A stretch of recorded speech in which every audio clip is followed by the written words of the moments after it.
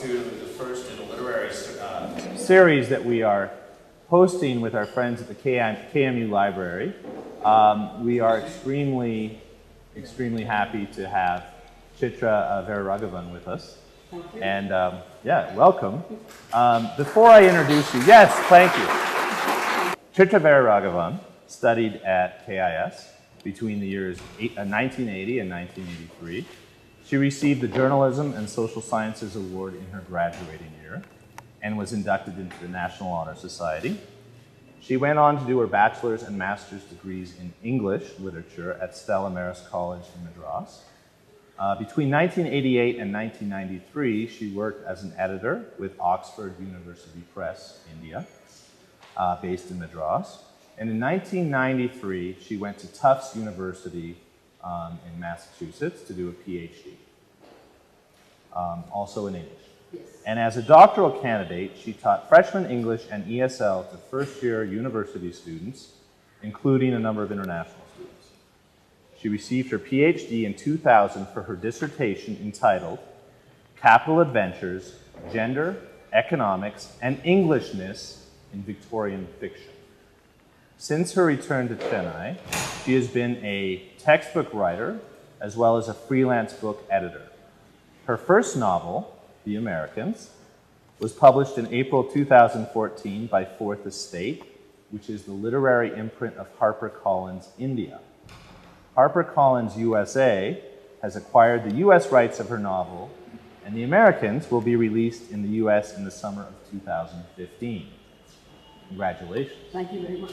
In addition to those personal connections with people, with staff, with teachers, and with classmates, could you identify other ways in which KIS academically or holistically, affected you or formed you, perhaps, as a writer? Certainly. I think it was. My father was in the Indian Administrative Service, and he took voluntary retirement and came here to follow his passion, which is plants and other related things. And so it was just my luck, I guess, to land up in Cody School. And it was a very different experience from what I'd had previously. And it was quite an experience in which my teachers actually backed me up on many things. And I had a wonderful time in the school, and I think it definitely helped me become a writer. Although it's taken me 31 years, I think it should take anybody who's a writer much less time, which is what I was encouraging the English students to do. I think just the multicultural experience, which is quite a powerful one, and I think it is becoming more and more powerful now, just because the world is so torn apart by all sorts of cultural dislocations and so on. So I think, yes, Cody School was very important. Were you a writer growing up? Did you write? Did you journal? Did you write when you were a student here? I've written poetry and I've written short stories. My very first story was written here in Cody School, and there's a germ of it in the book because I decided I should pay tribute. In between, I've done different types of writing, but not necessarily, fiction or creative writing. I've been a textbook writer. I've done academic writing. I guess, started doing this type of writing somewhere in the mid-2000s. Okay. And we'd love to hear you read a piece. This story this is from the section about a boy called Rahul. He's 9 years old, and he's autistic. And his sister is called Lavi. She has her own story. But there will be references to Lavi, so I just want you to know that. And his language, I've tried, I don't know how well I've succeeded, but I've tried to mimic how an autistic person might write or think. And so I think you might find that in the language. I'm hoping you will.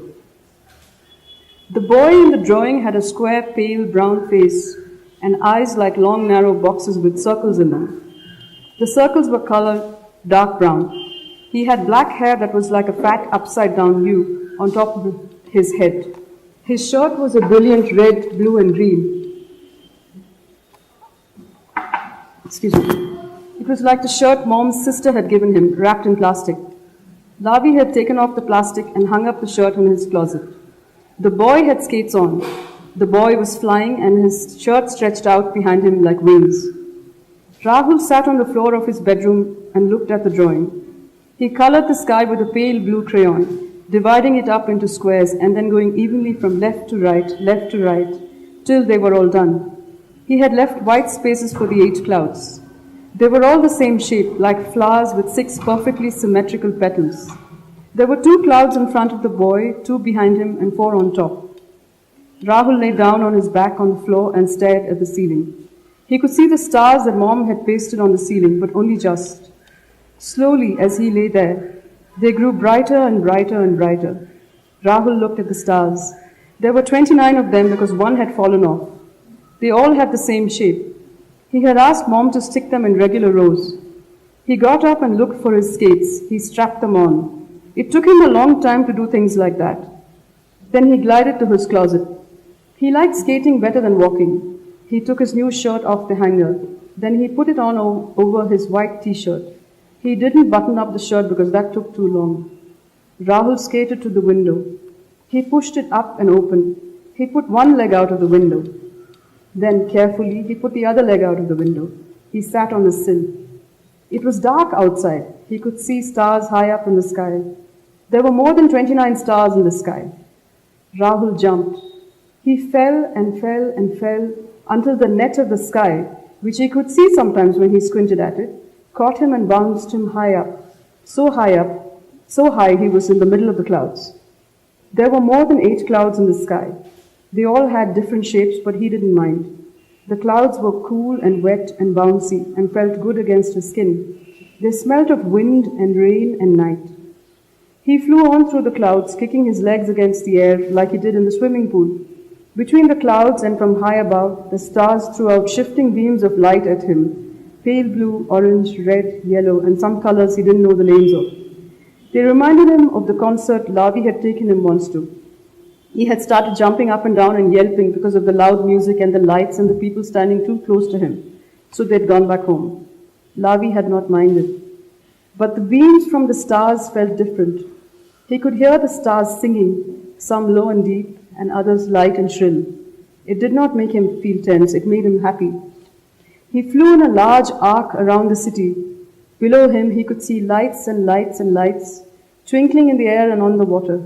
He could see the broad black river and the lights on the bridges.